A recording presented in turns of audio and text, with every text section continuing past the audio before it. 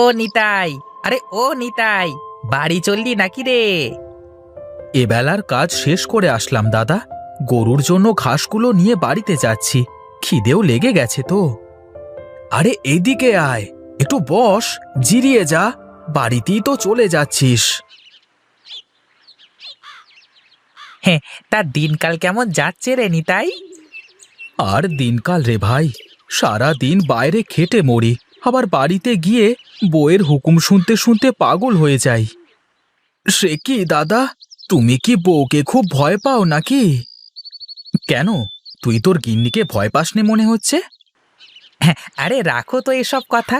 সব পুরুষের ওই একই সমস্যা। বাইরে তুমি যাই হও না কেন, বাড়িতে গেলে বউ যা বলবে তাই।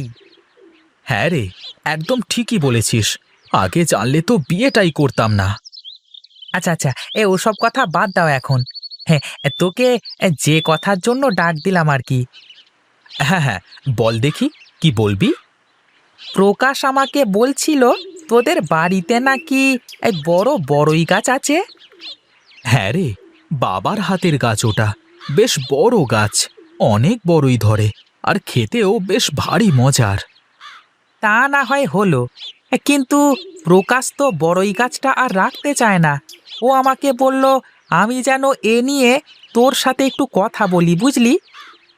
বড়ই গাছে আবার ওর কি সমস্যা হচ্ছে? আর আমি ও গাছ কাটতে দিতে পারবো না।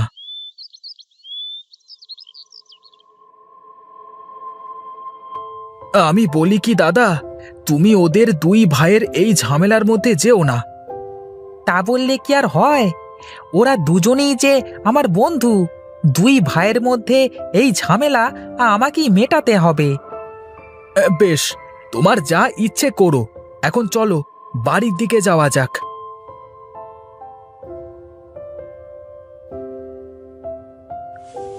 আহ, কত করে বললা এই আবর্জনাটা উঠান থেকে কেটে ফেলো।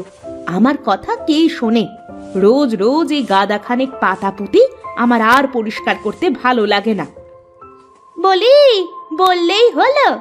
গাছ কি শুধু কারোর একার জায়গায় নাকি? ভাগের গাছ চাইলেই তো আর কেউ কেটে ফেলতে পারবে না। দেখো দিদি, আমি কিন্তু তোমাকে কিছু বলিনি। তুমি শুধু শুধু আমার সাথে এখন ঝগড়া লাগাতে এসো না। আমার বই গেছে সেদে ঝগড়া লাগাতে। বড়ই গাছ যেখানে আছে এখানেই থাকবে। যদি তাতে কারো সমস্যা হয়, সে যেন তার ঘর বাড়ির এখান থেকে সরিয়ে নেয়। কি এত বড় কথা? আজ আসুক বাড়ি, আমিও দেখবো এই বড়ই গাছ এখানে কি করে থাকে।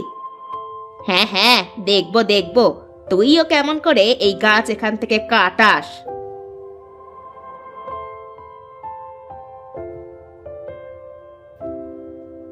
কি হয়েছে গিন্নি? সেই 2 মাইল দূর থেকে তোমার গলা শোনা যাচ্ছে। কি আর হবে, যাও তুমি আগে বসো গিয়ে, গোয়ালে ওদের খেতে দাও।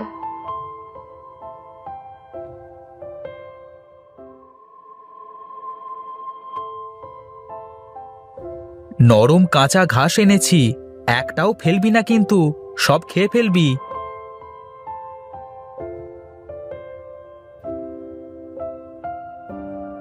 কি গো, মুখ চোখ ওভাবে পেঁচার মতো করে বসে আছো কেন? এ বাড়িতে তো থাকাই মুশকিল হয়ে যাচ্ছে গো। তোমার ছোট ভাইয়ের বউ আমাকে যখন তখন যা তা বলে। আমি বলতে গেলেই তো ঝগড়া বেঁধে যাবে। আহা, তোমাদের কি নিয়ে এত ঝগড়া বাঁধে বলো তো? কি নিয়ে আবার? তোমাকে আগেই বলেছিলাম আলাদা হওয়ার সময় সবকিছু আলাদা করে নিবা। এখন এই ভাগের জিনিস নিয়ে কথা বলতে আমার ভালো লাগে না। কেন, কি হলো আবার?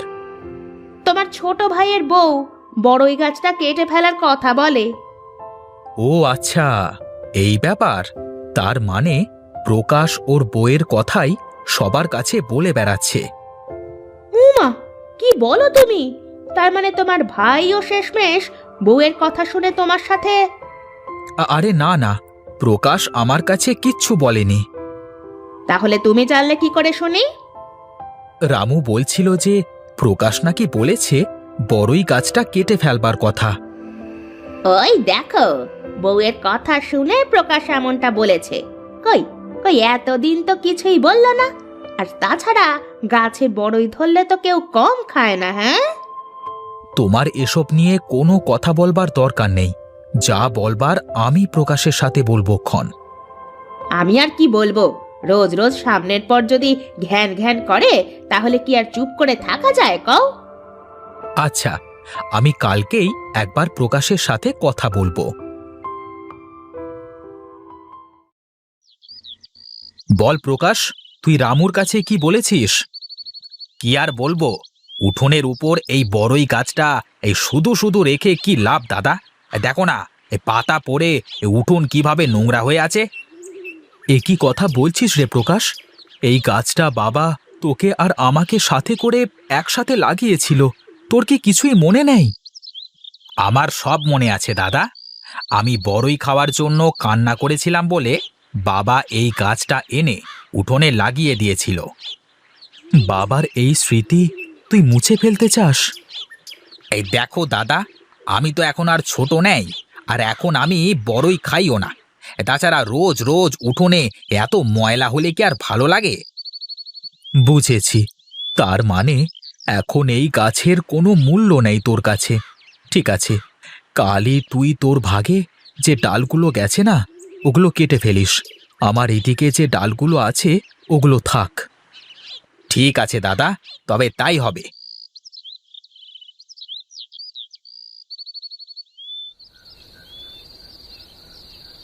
কি গো, প্রকাশের সাথে তোমার কোনো কথা কি হলো? হ্যাঁ গো গিন্নি, আজই বললাম কথা। কি বললো প্রকাশ শুনি?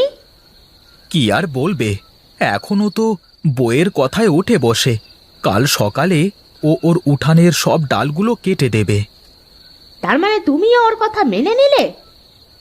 আহ গিন্নি, তোমারও দেখি মাথায় কিছুই নেই। তুমি কি বলছো? আমার কিছুই মাথায় ঢুকছে না, একটু খুলে বলো দেখি। দেখো গিন্নি, বড়ই গাছের ডাল কেটে দিলে তার গোড়া থেকে আরো বেশি করে ডাল গজায়, আর ওই সব ডালে বেশি বড়ই ধরে। তাতে আমাদের কি লাভ হলো শুনি? ও যখন হবে তখন তুমি দেখতে পাবে। এখন অনেক রাত হলো, আমাকে একটু ঘুমাতে দাও দেখি।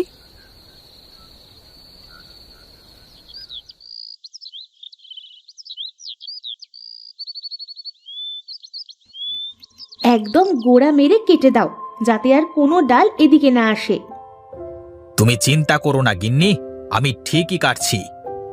তাহলে ডালগুলো তুই কেটেই ফেললি প্রকাশ? হ্যাঁ দাদা, আমার এছাড়া আর কিছু করবার নেই। ঠিক আছে, কিন্তু গাছে যদি বড়ই ধরে তাহলে তখন আবার বড়য়ের ভাগ চাইবি না তো? আমি তো আমার ভাগের ডালগুলো সব কেটেই নিলাম, আমি আবার কেন বড়য়ের ভাগ চাইবো? হ্যাঁ, থাকবে থাকবে, মনে না রাখলে কি আবার হবে? ওগো চলো, এবার ঘরে চলো।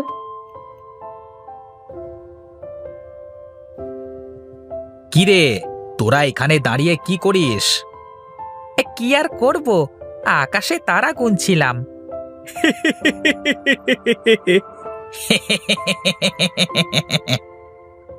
কি রে, তোরা হাসছিস কেন? তুই দিনের বেলায় আকাশে তারা পেলি কোথায় শুনি? অনেক কিছু আছে যা আমরা খালি চোখে দেখতে পাই না। এই তোরা দেখতে পাচ্ছিস নে, এটা তোদের সমস্যা। হয়েছে হয়েছে, তোর সাথে কথায় পারা যাবে না। তারপর তোদের বড়ই গাছের সমস্যা শেষ হয়েছে রে? আমি আমার উঠানের দিকের সব ডালগুলো কেটে দিয়েছি। কিন্তু ওখান থেকে তো আবার ডাল গজাবে, আবার বড়ই ধরবে। তখন কি তুই বড়ই ভাগ করে নিতে পারবি নিতাইয়ের কাছ থেকে? আরে তা তো ঠিক, আমি তো এই কথা আগে ভাবিনি। আচ্ছা, সে পরে দেখা যাবে। এখন তো আপাতত ঘরে শান্তি আছে, এতেই চলবে। হ্যাঁ, বেঁচে গেলি যে তোর দাদা নিতাই ভালো মানুষ, তা না হলে অনেক কিছুই ঠিক পেতিস রে প্রকাশ। আচ্ছা আচ্ছা, তোরা থাক, আমার আবার বাড়িতে একটু কাজ আছে, যাই আমি এখন।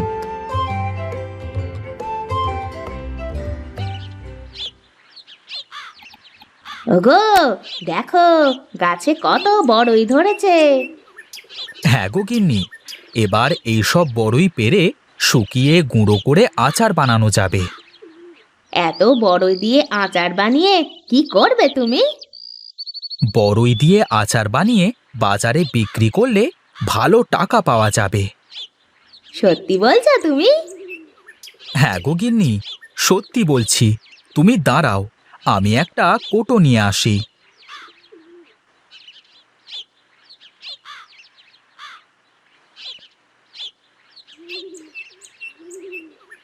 গিন্নি, এবার এই বড়ইগুলো সব রোদে শুকাতে দাও, তারপর আচার বানানো যাবে।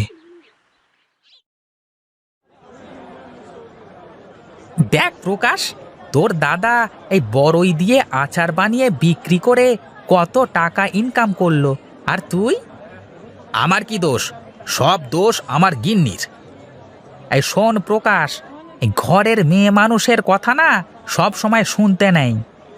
তুই ঠিকই বলেছিস। আজ যদি আমি দাদার কথা শুনতাম, তাহলে আমিও দাদার মতো ওই বড়ই দিয়ে উপার্জন করতে পারতাম। দেখ, তোর যা ভালো মনে হয় কর। এখন চল, আমার আবার বাড়িতে অনেক কাজ।